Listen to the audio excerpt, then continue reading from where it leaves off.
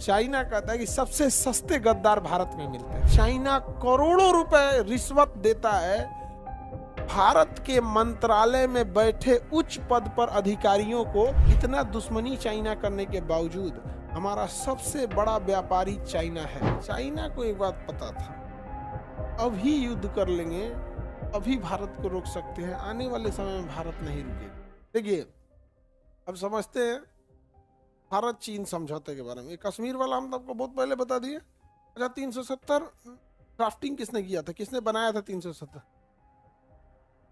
गोपाला स्वामी आएंगे, उसको कोई कुछ भी नहीं करता है। हाँ, नहीं मालूम था ना।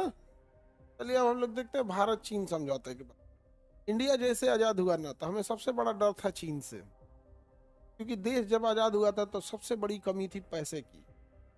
पैसा ही नहीं था, आर्मी के पास बूट नहीं था।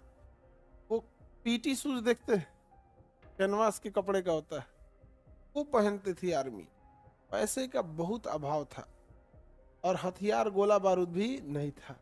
और इन सब के अलावे जब कोई देश अभी अभी के खड़ा हुआ है और उधर से देख लिया उसने एक आतंकवादी हमला और 1948 में पाकिस्तान से साथ लड़ाई, तो कोई भी देश जो दूरदर्शी होगा वो यह नहीं चाहेगा कि वो युद्ध लड़े, क्योंकि युद्ध जो होता है आपको बहुत आगे लेके नहीं जाता है, खास करके दो बड़े देशों में।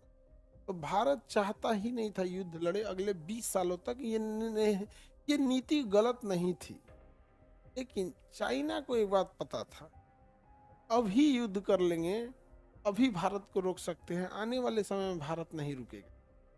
तो जवाहरलाल नेहरू और चाइना के बीच समझौता जवाहरलाल नेहरू ने जानबूझ के की। जवाहरलाल नेहरू का कहा था भाई 20 साल तक युद्ध नहीं लड़ना है। इन्होंने 20 सालों के लिए चाइना से एक समझौता हस्ताक्षर करने गए, जिसका नाम रखा गया पंचशील समझौता। कौन सा समझौता? पंचशील समझौते में 5 बातें थी, लेकिन जो सबसे मेन बात थी वो यह थी कि हम एक दूसरे के साथ युद्ध नहीं करेंगे। हम एक दूसरे के साथ युद्ध नहीं करें। समझ आया कि नहीं आ गया? तो क्या कहा गया? पंचशील। कौन सा समझौता? पंचशील समझौता। अब ये सबसे मुख्य बातें थी, हालांकि उसमें अन्य बातें भी थी।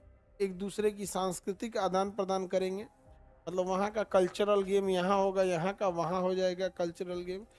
एक दूसरे के आंतरिक मामले में हम हस्तक्षेप नहीं करेंगे कि चाइना के अंदर क्या हो रहा है ये भारत को कोई मतलब नहीं है, भारत के अंदर क्या हो रहा है ये चाइना को कोई मतलब नहीं।